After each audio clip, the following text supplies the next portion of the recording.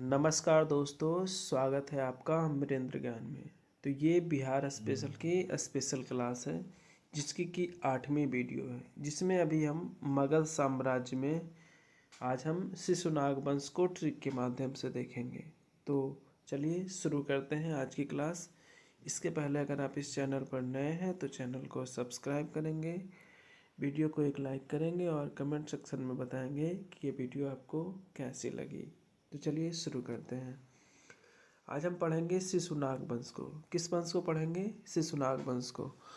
तो सबसे पहले हम बात करते हैं कि शिशुनाग ने हर्यक वंश के अंतिम शासक नागदशक की हत्या कर इस वंश की स्थापना की। सबसे पहले पूछेगा शिशुनाग वंश का संस्थापक कौन था? तो शिशुनाग का वंश का संस्थापक था शिशुनाग। कौन था? शिशुनाग। इसने किसको मारा था? इसने मारा था नागदशक को। किसको मारा था? तो इसने मारा था शिशुनाग ने नागदशक की हत्या की थी। कैसे याद करेंगे? तो शिशु ने नाग की हत्या की। क्या लिखेंगे? शिशु ने नाग की हत्या की। तो शिशुनाग ने नागदशक की हत्या की। ठीक है। नागदशक किस वंश का शासक था? तो नागदशक था आपका हर्यक वंश का। किस वंश का शासक था? इसको कैसे याद रखेंगे? नागदशक पूछेगा नागदशक किस वंश का शासक था? नागदशक तो आप बताएंगे ये हर्यक वंश का शासक था। कैसे याद करेंगे? हसीना। हसीना हसीना से याद रखेंगे। ह से हर्यक और ना से नागदशक। हर्यक वंश का शासक था नागदशक। ठीक है, यहाँ तक क्लियर है। तो पहला पॉइंट आपका क्लियर हो गया होगा कि शिशुनाग ने हर्यक वंश के अंतिम शासक नागदशक की हत्या कर इस वंश की स्थापना की। अगला पॉइंट है लिखा हुआ, इसने वैशाली को अपनी राजधानी बनाया। तो पूछता है कि वैशाली को राजधानी किसने बनाया? तो शिशुनाग ने। शिशुनाग ने वैशाली को राजधानी बनाया। शिशुनाग ने वैशाली को राजधानी बनाया। कैसे याद करेंगे? याद करने के लिए ऐसा सोचेंगे कि शिशु शिशु मतलब बच्चा। बच्चा साली के यहाँ जाना शुरू किया, मतलब राजधानी बनाया। बच्चा साली के यहाँ जाना शुरू किया, राजधानी बनाया, तब उसको राजधानी बनाया। उसके बाद शिशुनाग का जो उत्तराधिकारी मतलब उसका बेटा। ठीक है, शिशुनाग का बेटा काला था। शिशुनाग का बेटा काला था। इसको याद रखेंगे शिशुनाग का बेटा काला। कैसा था? शिशुनाग का बेटा काला था। तो शिशुनाग का उत्तराधिकारी कौन था? कालाशोक। शिशुनाग का उत्तराधिकारी कौन हुआ? कालाशोक। वो क्या किया कि उसने अपनी जो राजधानी था वैशाली से फिर पाटलिपुत्र किया। वैशाली से फिर क्या किया? पाटलिपुत्र किया है। ठीक है। शिशुनाग का जो पुत्र था कालाशोक ने वैशाली से राजधानी कहाँ किया? पाटलिपुत्र किया। कहाँ किया? पाटलिपुत्र किया। कैसे याद करेंगे? तो जो काला था, काला उसका पुत्र था। तो कालाशोक और पुत्र से पाटलिपुत्र। ठीक है, ध्यान रखेंगे, याद हो जाएगा।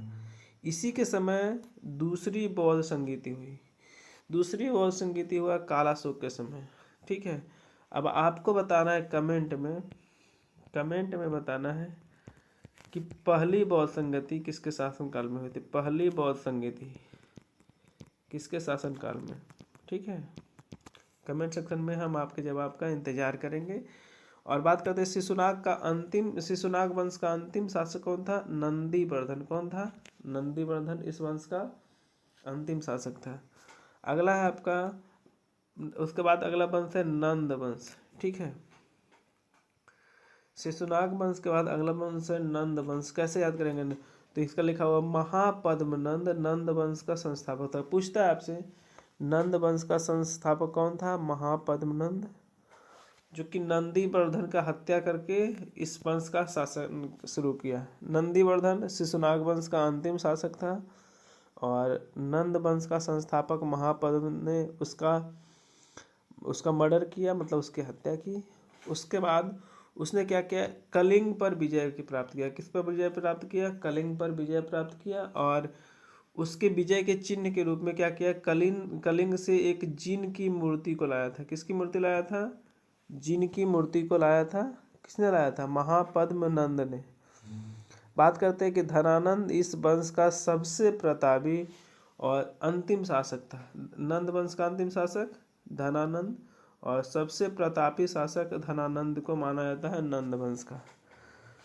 बात करते हैं कि जो धनानंद था उसका जो सेनापति था उसका नाम था भद्रसार। क्या नाम था, भद्रसार। कैसे याद रखेंगे, तो जिसके पास धन ज़्यादा होता है, धन ज़्यादा होगा, जिसके पास धन ज़्यादा होगा वह भद्र मतलब बढ़िया, भद्र मतलब बढ़िया, बढ़िया आदमी नहीं होगा। जिसके पास धन ज़्यादा होगा वो भद्र नहीं होगा, मतलब उसका सेनापति कौन था, भद्रसार था। ठीक है। और धनानंद के समय ही सिकंदर आक्रमण किया था। सिकंदर धनानंद के समय ही आक्रमण किया था। और सिकंदर के समय जो मगध पर शासन था वो नंद वंश का था। किस वंश का, नंद वंश का शासक था। और नंद वंश का शासक में कौन था, धनानंद था। कौन था, धनानंद था। इसके बाद आगे बात करेंगे कि नंद वंश के सैन्य बल के कारण सिकंदर के सैनिकों ने ब्यास नदी के तट को पार करने से इनकार कर दिया। जो नंद वंश में धनानंद का जो सेना था उसका सैन्य बल के बारे में जब सिकंदर के सेना को पता चला तो लौटना शुरू किया और ब्यास नदी के तट को पार करने से इनकार किया। किस नदी के तट को, ब्यास नदी के तट को पार करने से इनकार कर दिया और वो लौटने की कोशिश किया। उसके बाद आपका सिकंदर का आक्रमण। सिकंदर भारत पर आक्रमण कब किया था, 326 ईसा पूर्व में। कैसे याद करेंगे, देखिए एक छोटा सा ट्रिक है, इसको आप लिखेंगे 3 × 2 = 6, तो 326 ईसा पूर्व में सिकंदर ने भारत पर आक्रमण किया था। ठीक है, तो ये वीडियो यहीं तक। अगर आपको ये सारे पॉइंट समझ में आया है तो चैनल को सब्सक्राइब करके दोस्तों के साथ शेयर करिए। मिलते हैं आपसे अगले वीडियो में, तब तक के लिए धन्यवाद।